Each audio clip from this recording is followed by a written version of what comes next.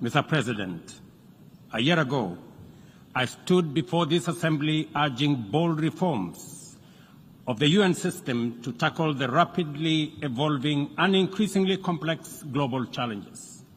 Today, that call is as urgent as it was then. The planet is heating up. Our climate is in crisis. Oceans are rising. Deserts are spreading, and conflict is engulfing the world. Millions are displaced, poor and without access to basic services.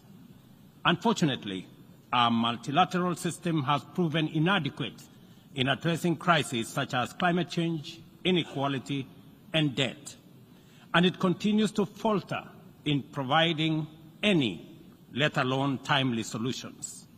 Without immediate action, humanity will face an unprecedented global crisis. Today, we have no choice but to reject outdated systems and reimagine a framework of international cooperation that works for all 8 million of us in the planet. This means redesigning international financial system, strengthening partnership for common security, bridging the digital divide, and investing in human capacity, especially empowering women and youth. The window to achieve this is, however, fast closing. The Secretary General's 2024 SDG report paints a dire picture.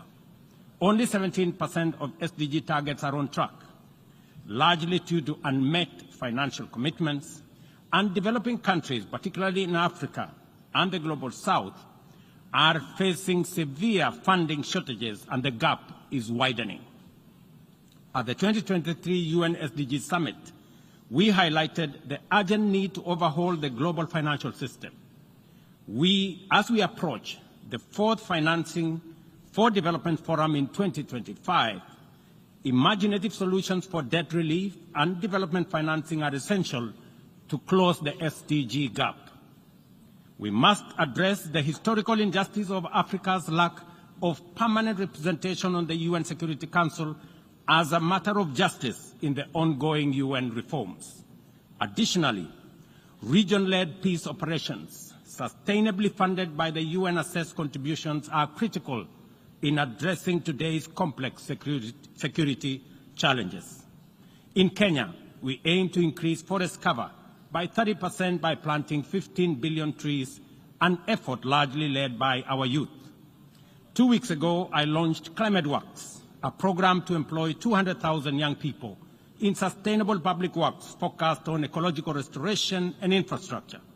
But we must recognize that the pace of technological advancement, particularly with AI, is widening the global digital divide.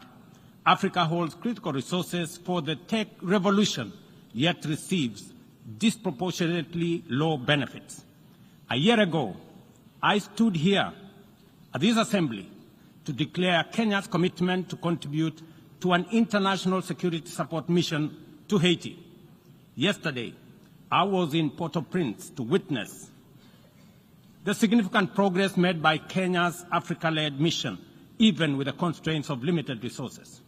What looked like mission impossible is now a present and real possibility for peace in Haiti. I hosted the inaugural Africa Climate Summit, whose seminal outcome, the Nairobi Declaration, formed the basis of a common African position in multilateral engagement at the COP and other fora.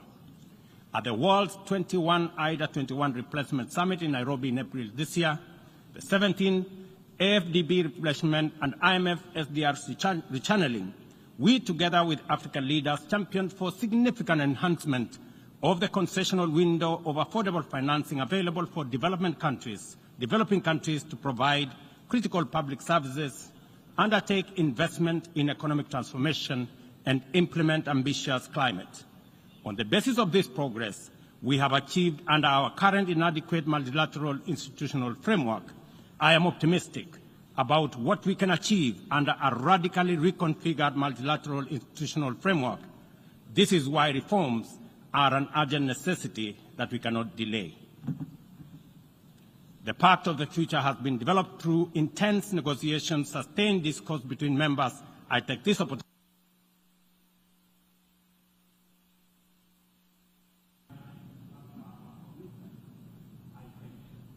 I thank the President of the Republic of Kenya and Commander-in-Chief of the Defense Force.